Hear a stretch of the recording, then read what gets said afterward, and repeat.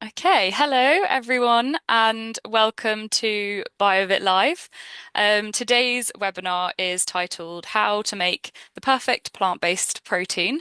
My name's Eiméar, I'm a registered nutritionist and the head of nutrition at BioVit, and I host our BioVit Live webinars, which are designed to have really interesting discussions in the field of nutrition and food science and the food industry. So there is a Q&A function. So if you have any questions for any of our panel members throughout the webinar, please do use that function. And then we'll have some time for questions at the end. And today I'm really excited to have our panel. We've got experts from academia and industry to discuss a really hot topic of plant-based proteins. So in recent years, there's been a huge surge in the variety of different plant-based protein products on the market. So naturally occurring sources of plant-based protein include things like beans, legumes, pulses, whole grains, and these are often developed into foods like tofu and tempeh, which are both made from soy. And then beyond the sort of traditional options, the category expanded into meat alternatives such as like vegan burgers and plant-based chicken products, typically made from soy, pea, or wheat proteins. And some of the category has faced some challenges in the past year or so because of the growing concerns around ultra-processed foods, which is a topic that's gained a lot of media attention. So we're going to be discussing that in this panel discussion and how this has influenced product development in the plant-based space. And what sort of innovating in plant-based proteins will look like going forwards. And we're also going to discuss the health and sustainability considerations when we're comparing plant-based and animal-based proteins. So let's welcome our brilliant panel. So we've got Dr. Driando Ahnan-Winarno. Dr. Driando is a food scientist and entrepreneur and activist dedicated to improving access to sustainable, affordable, and nutritious food through tempeh fermentation. He's co-founded the Indonesian Tempeh movement and the UK Tempeh brand Better Nature, and has authored the Tempeh Bible. Since pursuing a PhD in food science at the University of Massachusetts Amherst and now an MBA at the University of Oxford, he holds 4 patents and 33 awards for his innovation in food science and entrepreneurship. So, welcome, Dr. Driando. Really thrilled to have you. Thank you, Mum. We've also got Nicole Britten. Nicole is an innovation manager and nutrition lead at the plant-based meat brand This. With 7 years' experience in food product development, including 4 years in the specific plant-based sector. She's currently focused on creating the nutrition guidelines for the This products and has a passion for delivering products to market that are nutritious and contribute to people's health and well-being. So, hello, Nicole. Thank you. And then finally, we have Dr. Tom Wilson, who is a researcher at Aberystwyth University, specializing in high resolution analytical tools and digestion assays. His work supports food and drink sectors by improving our understanding of food composition, protein digestibility, and how this data can inform product development. So, welcome, Tom, as well.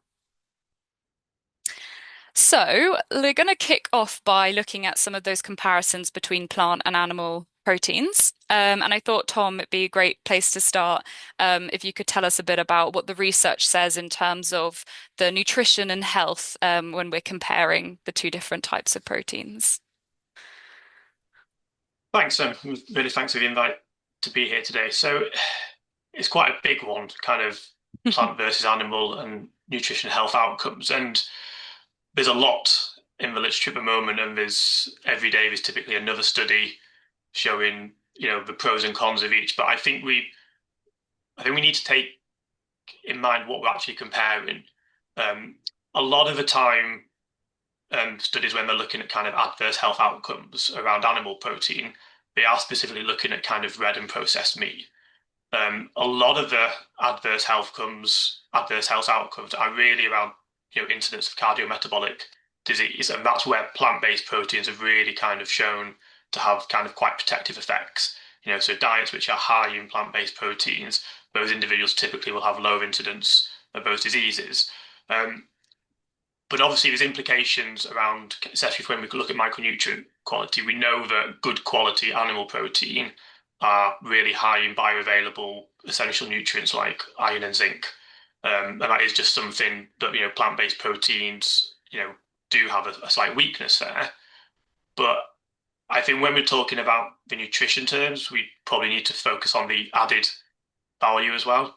So obviously we're talking today about protein, but I think the one real positive of plant-based protein is the fiber composition.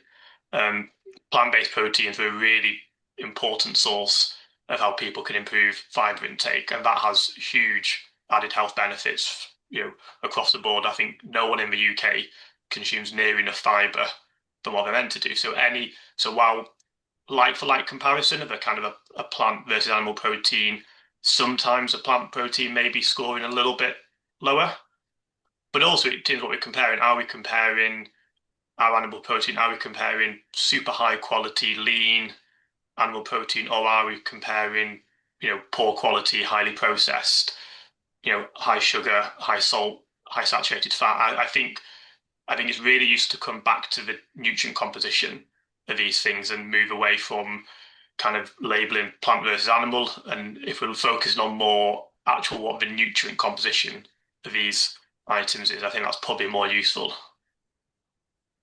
Yeah, I think really fair points.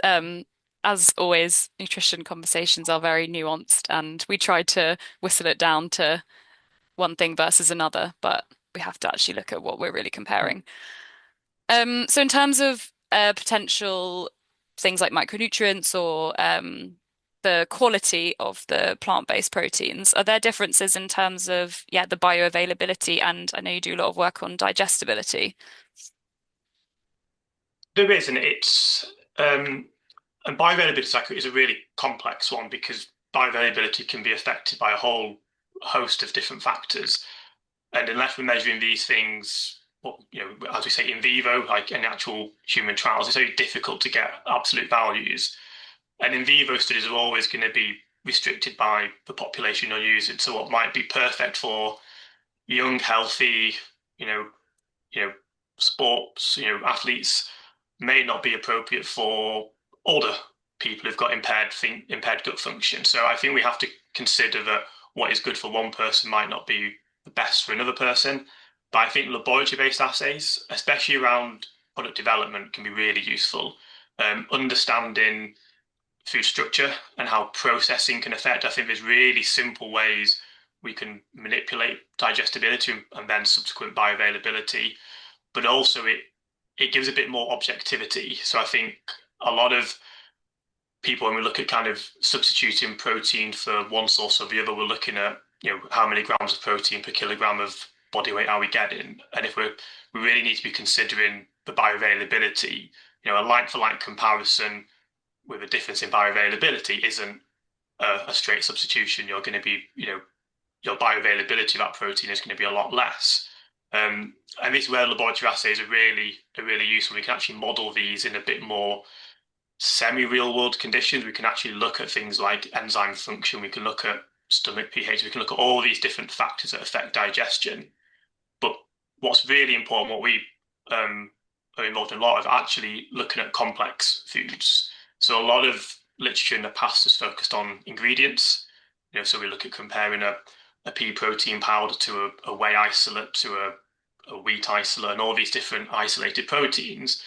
But we don't consume ingredients. We consume foods as part of complex meals, as part of diets, and understanding what happens to those proteins when they're incorporated into a complex food item or complex meal. That's really what we need to be understanding. And I think the laboratory assays that are being developed now, across the UK, can really add value here to actually understanding. Because if literature will suggest that plant-based proteins are typically low in digestibility. There's some plant proteins that do have deficiency in particular amino acids, but there's also, especially look at the more microbial-based plant-based proteins, which are complete amino acid profiles. There's also a lot of plant-based proteins that have got, if we look at things like mycoprotein, which have got very good bioavailability of zinc. So sometimes those extra kind of added value bits of micronutrients isn't often incorporated into a 0 to 1 score on digestibility, but it's making sure we've kind of assembled that complete picture and we've put all that information so people can make the right choice about what they're consuming, I think. Brilliant. Yeah. Extremely complicated, but good to think about it in terms of a whole diet and not just ingredients. You mentioned how processing can have beneficial effects. Obviously, yeah, I talked a bit about the trends around ultra-processed foods and clean label. What are your thoughts in terms of, a lot of plant-based protein products in the market being placed in the ultra-processed food category, and consumers seeing that quite negatively? Yeah, what are your thoughts on all of that? We could we could probably speak the rest of the day about Yeah, the UPF and the NOVA we class. could. I I think we have to understand what the value of it is and what we're trying to describe. I think food labeling is already increasingly complex for the average person. Um, so adding more complexity to things, and I think labeling things by the amount of processing. Yes, there is highly processed foods that are have poor nutrient composition, and you know increased intake of them is bad for us. But it's very broad kind of categories that then labels other things which may be heavily processed, but nutrient wise, they're completely fine. So if I guess the comparison is if something is, you know, minimally processed but is high in salt, high in sugar, high in saturated fat, and then something which is moderately or highly processed but is low in salt, low in sugar, low in saturated fat. If we're classifying things based on the processing, well, the one that has the inferior nutrient composition is kind of seen as the better option if we're just looking in terms of processing. But again, we need to be coming back to actual what is the nutrient composition. If something is, if it's a plant-based protein that is maybe highly processed, but it has low saturated fat, low low salt, it is a good source of protein, high fiber, micronutrient intake, then the processing is clearly not, you know, made that an inferior product. The processing has added value to that product. So I think there's a whole load of food classification um, UPFs, the NOVA, there's all these different ones now, and none of them are really answering what people need. And what people need is kind of objective information about the nutrients they're consuming in that product. I think more from a scientific perspective and less kind of what around the consumer. I think understanding mechanisms is what's more important. So we talk about processing, but actually what we need to know is if you have a plant-based protein, say if we look at a plant-based burger, possibly, Mhm. which may have a particular emulsifier added into it or a particular additive.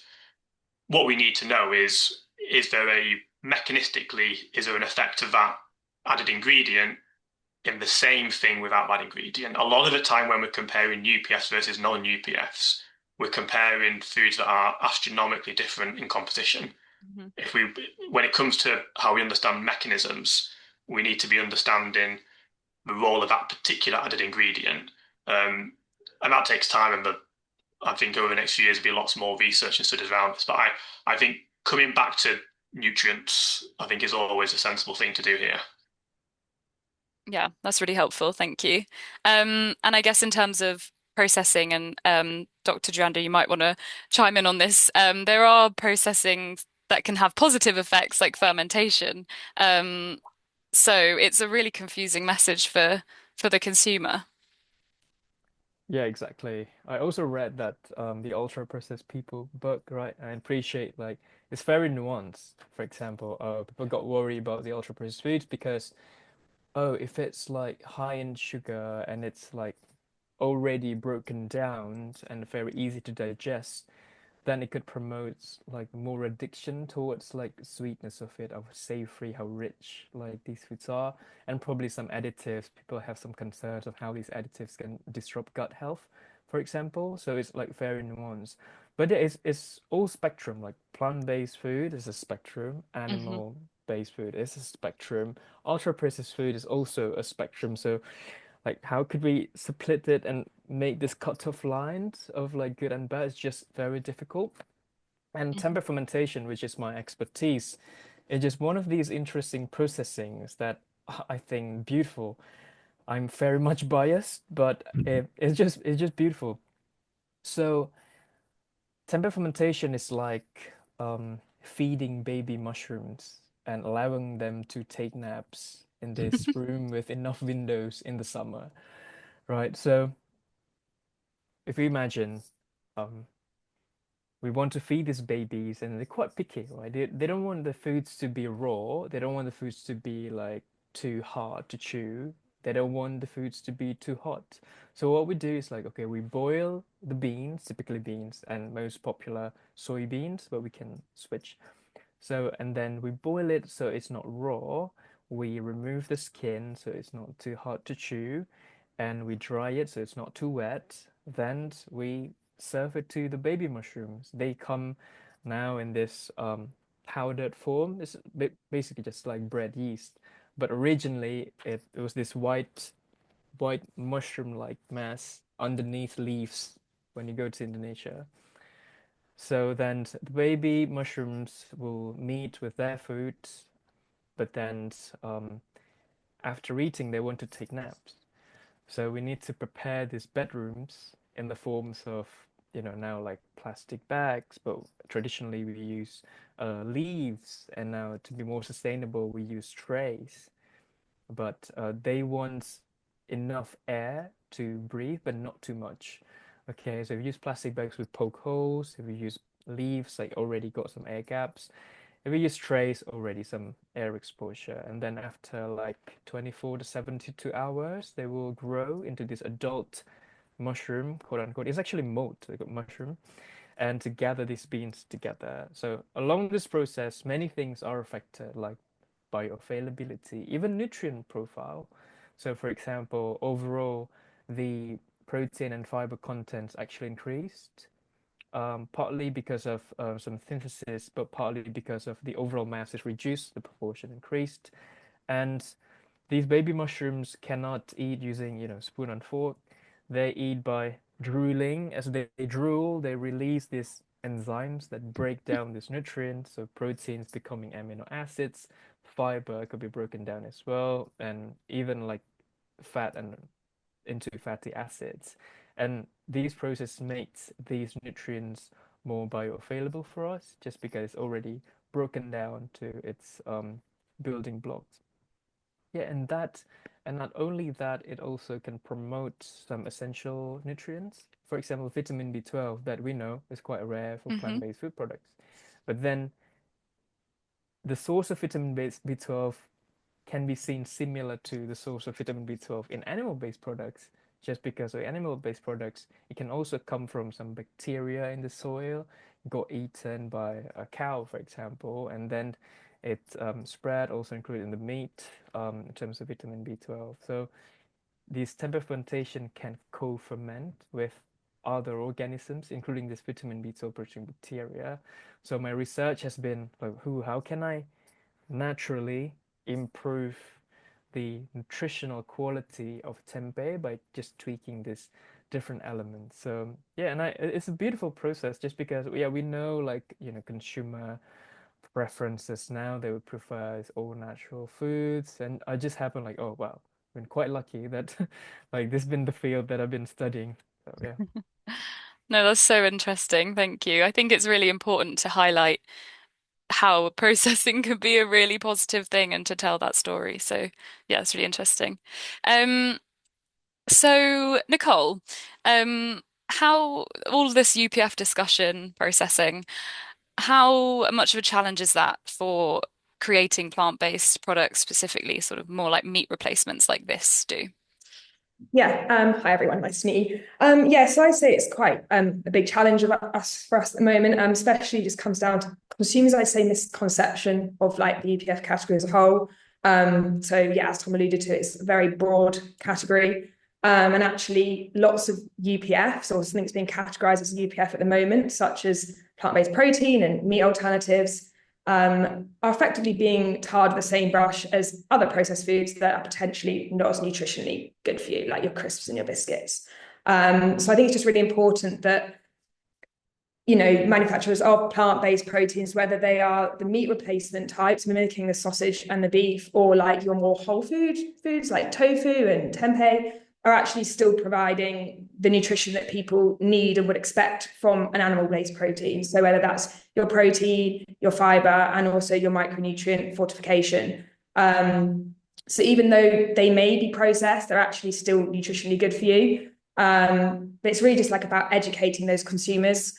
And it's just really challenging because you're always going to get some people that, you know, don't like the look of an ingredient list. But those same people also probably want something that tastes delicious and matches a sausage. So it's just trying to, you know, get that sort of balance, or maybe it's not even about the balance. Maybe it's actually meat alternatives having their place, and potentially they're not the cleanest label, but they taste delicious and they taste like a pork sausage. And then you do have your more whole food protein options, which give you your cleaner label, but both are still nutritionally, you know, what people need. And have their place in the market, I guess.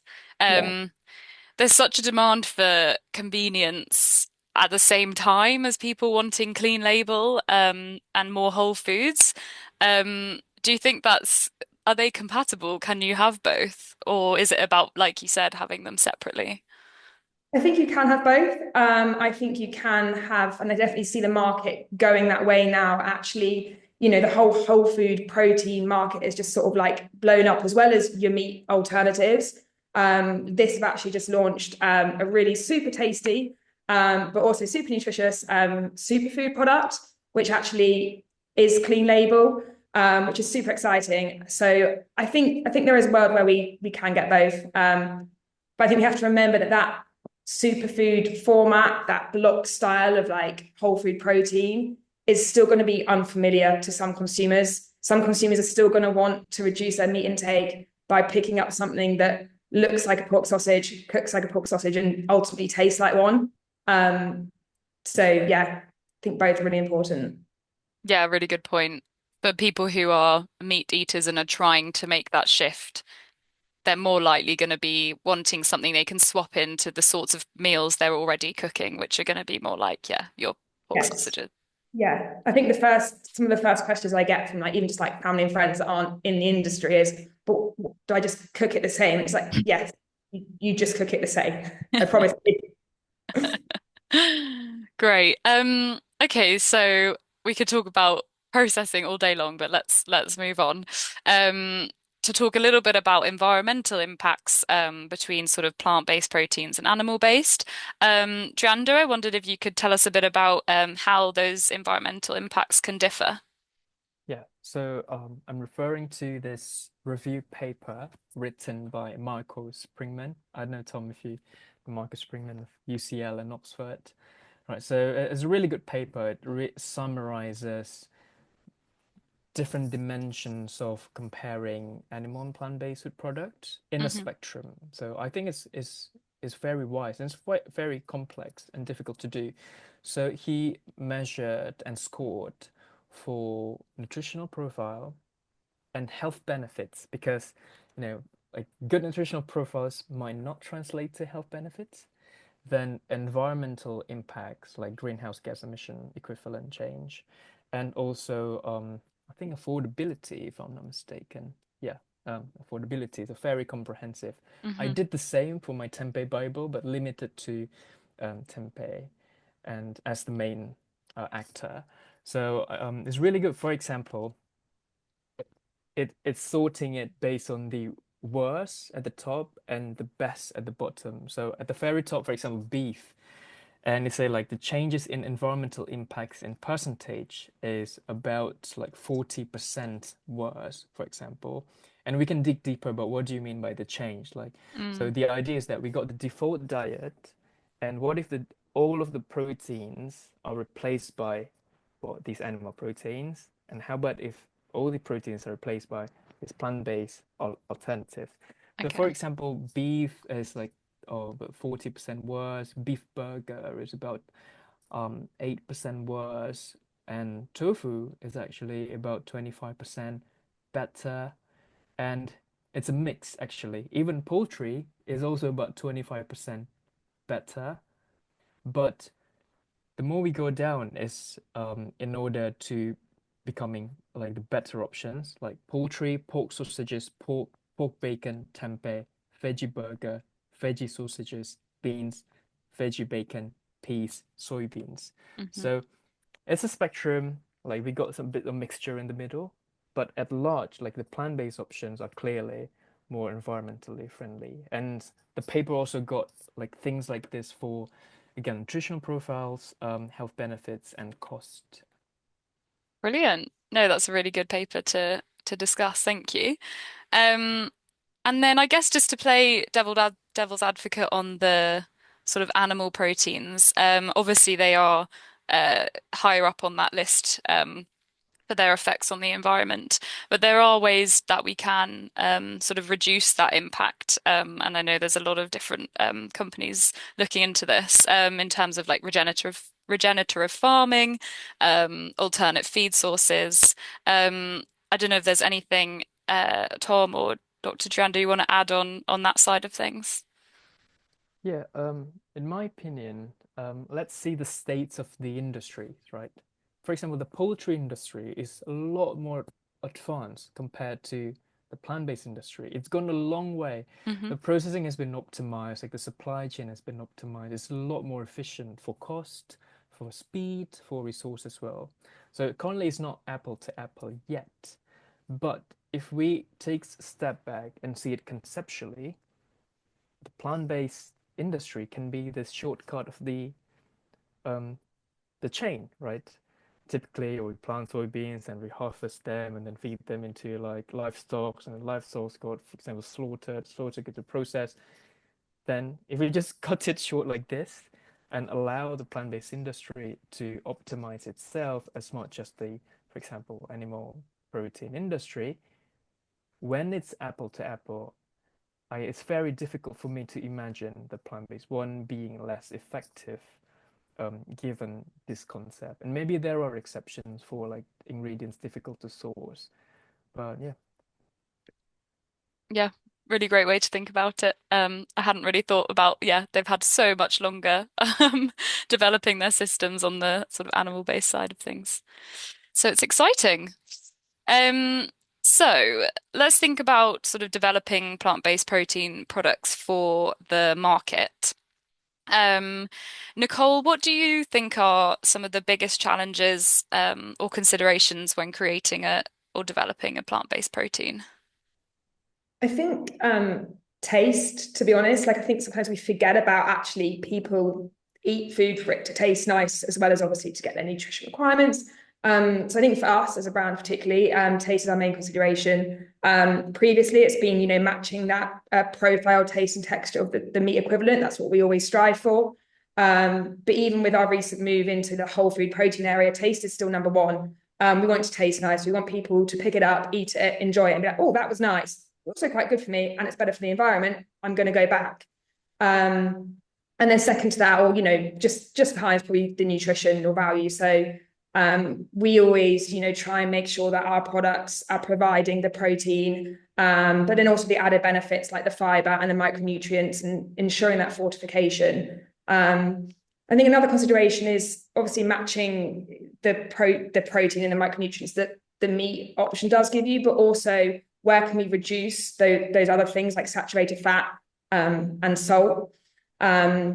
And then thirdly, it does unfortunately sometimes come down to cost. It's all very well, generating super tasty, super nutritious and more sustainable option, but it's also got to deliver commercially and, be affordable so that people still, pick it up off the shelves, despite all the other benefits of it. Yeah, totally makes sense. Driando, do you want to add anything in terms of considerations? Yeah, I would agree. Taste is something to nail. But also, I do handle product development as well to some extent. And to me, it's such a learning curve. I came from this, food scientist background who were very idealistic, right? Like, I want to invent new things and introduce to people. But actually, what's most important is truly understand the consumers and what would the products' roles would be in their lives. So I had to, it's such a humbling experience. Of, okay, I need to go back to drawing board, really understand like who we want to change the behaviors of, for example, oh, like we want to really help health conscious flexitarian, for example, during their weekdays are quite packed. They eat lunch like at their office. Once they get back, they want something quite quick, but still like quite healthy. And in the weekends, they want to indulge themselves, like for example, like getting like beef burger. They would do that, for example. Oh, okay, what kind of products that you should we introduce? Okay, we got the format right, for example, like we can, in pieces and you chuck it into the stir fry, for example, and we got the texturized, but what about the taste? And in my case, tempeh is something relatively new, right? So people are like, oh, what is this? And say, oh, it's you can just cook like chicken. Okay, but then we need to get it right, right? Because, like for example, Tempeh's homeworked now. We can be better in terms of juiciness and being flavorful without being non-versatile, which is quite tricky, right? It's not heavily flavored, so it's still versatile. How do we achieve that? But then again, this process that educated me, oh, actually, you know what? Poultry products in the market are sometimes injected with liquid as well, drum rolled to hydrate as well to promote juiciness. So it's just about the maturity of the industry. We need to keep like finding ways to deliver on taste on top of our other offerings. Yep, really interesting. And what do you then think some of the gaps are in the market? I know tempeh is relatively new to consumers. Um, are there any other gaps in terms of plant-based proteins in the market? Yeah, I would say yeah, taste is currently what what we're addressing just because if we promote tempeh, but do we see tempeh as indulgent as chicken products? I would say not yet, not yet. It all comes down to how we cook it, of course. So I think we would like to develop more products that are more intuitive and naturally flavorful.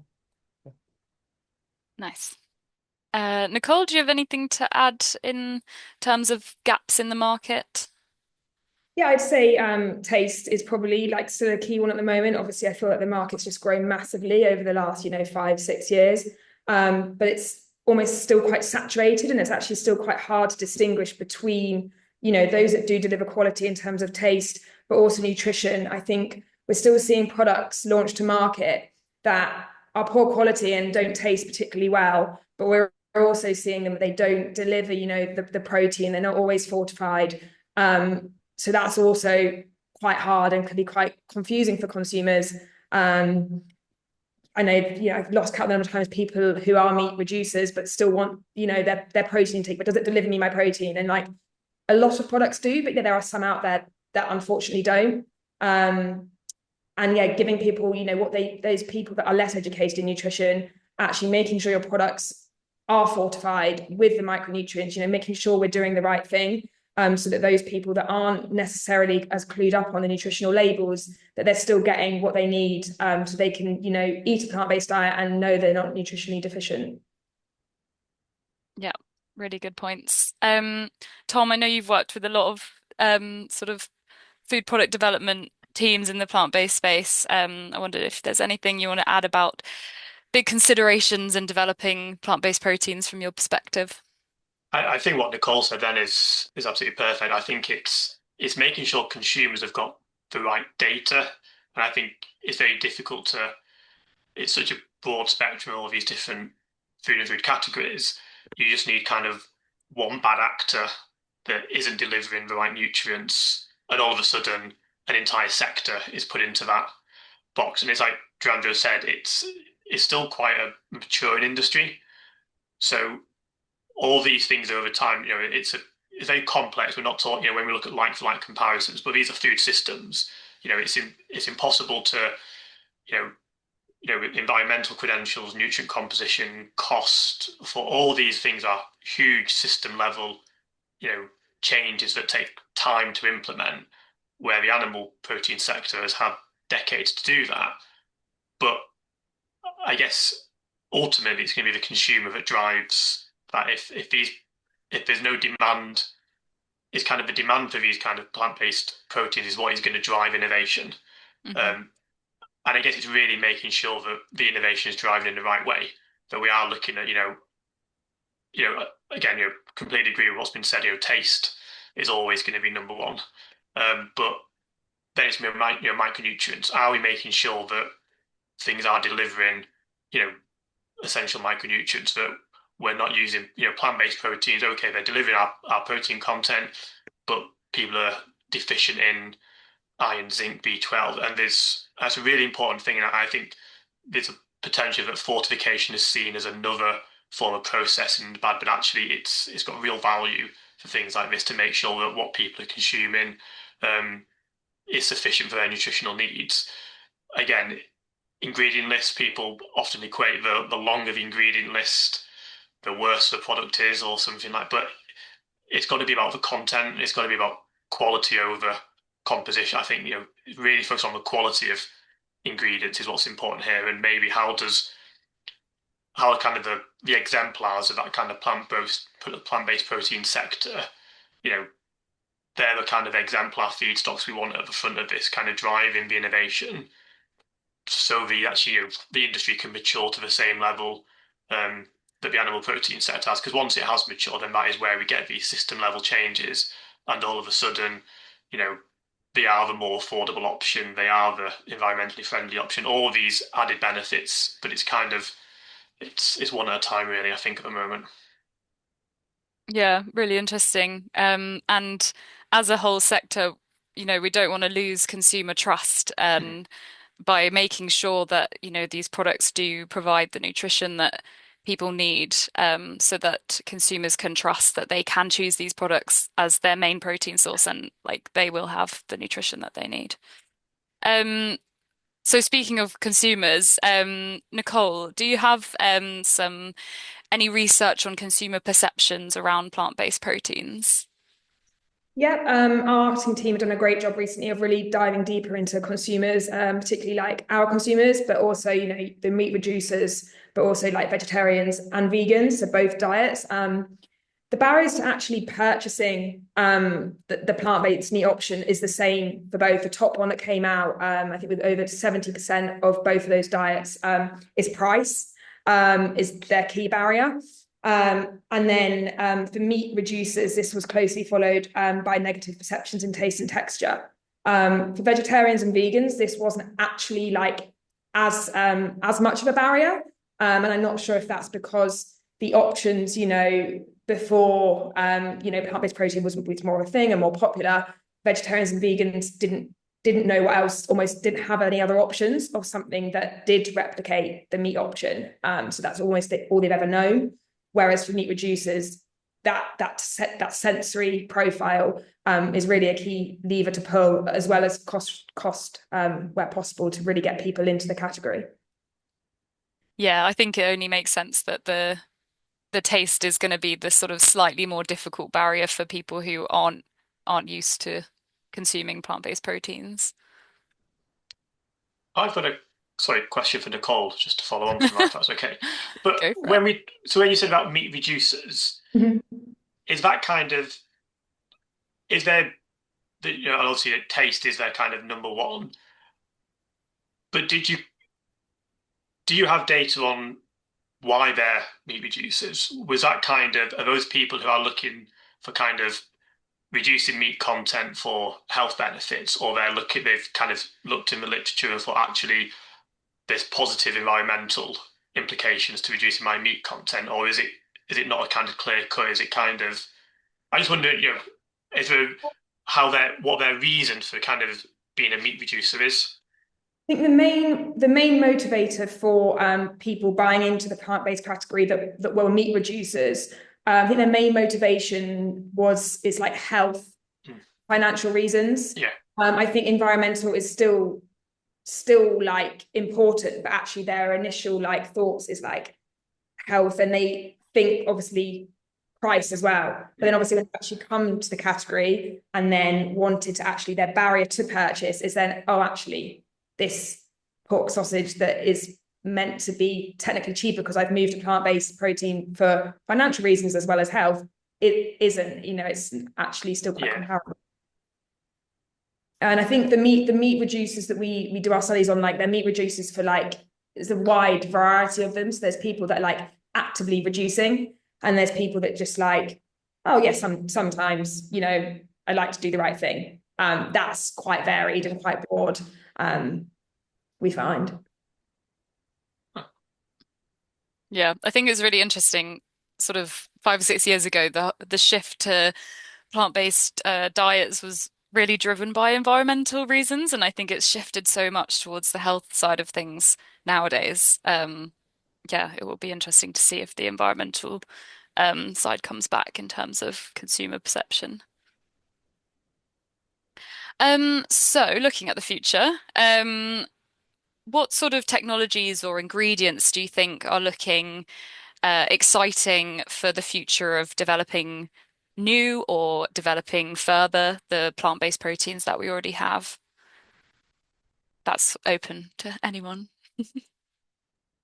Yeah, from my end, it's quite predictable fermentation just because that's my area. Hmm. There's still a lot more of fermentation techniques that are underexplored, at the very least in Indonesia, where I come from. So tempeh has a cousin. It's called oncom. Well, tempeh is typically made of these whole beans, of soybeans or mung beans, fava beans. Oncom is made of side streams of food production. So if you make tofu, if you make soy milk, you make coconut oil, soybean oil, you can have these press cakes. And these press cakes can be fermented into this more homogeneous cakes of protein, basically, which I've done research on as well. And there's still a lot of things that we can do. For example, combining different fermenting agents, choosing different ingredients, and creating different end products. And it could stay within the all natural scope. And we can tweak around so much because, for example, the longer we ferment, we do Tempeh fermentation, the more of these umami promoting amino acids to be released. So, oh, fermentation can contribute to taste as well, our number one homework. And texture, of course, it could change. So through our trial, for example, if we upcycle oat milk side stream or soy milk substream, we can get like this source of protein like oncom with 50 grams of protein every 100 grams. But then like we are at the stage of trying to overcome the production barrier. That's when we realized that, oh, I think corn, for example, they did an amazing job when they started in the 1980s, right? And then created this whole new supply chain system of this liquid fermentation to create the corn that we know now. Now with tempeh, like we still need to overcome this phase. And we just realized, oh wow, there's a lot of investment in terms of time and money. But yeah, let's see. With demand, it's doable. Yeah, amazing. Anyone else? Yeah, I think down the whole food protein route is something that's definitely like a bit, into the future of, I think more consumers with the rise in like the UPF concerns and wanting cleaner label. I think we're going to need more innovation in, the whole food protein area to almost change people's conceptions of that area, not being the tastiest. And actually, how can we like re-innovate with like ingredients that have been around for years, so seeds, mushrooms, vegetables? What can we do with them to show them people that they can taste nice and they can also deliver you the nutrition you need? And also focus on, I think, on the raw materials and ingredients aside from the finished product. So actually, what raw materials can we source and develop that will help us nutrition wise, so that whether that's sodium, low sodium salt replacers, so we don't need as much salt in our products, as well as the micronutrients and how we can get them into the products more. Lovely. Anything to add on that one, Tom? Yeah, I think I think definitely from like the technologies like fermentation, things like precision fermentation, where almost being able to manipulate, nutrient composition during kind of production. I think those are really exciting challenges. I think what Nicole said then is looking at combination of ingredients and how we're looking at natural alternatives to common things. Sodium's a really important one. There's a lot of work going on in seaweed.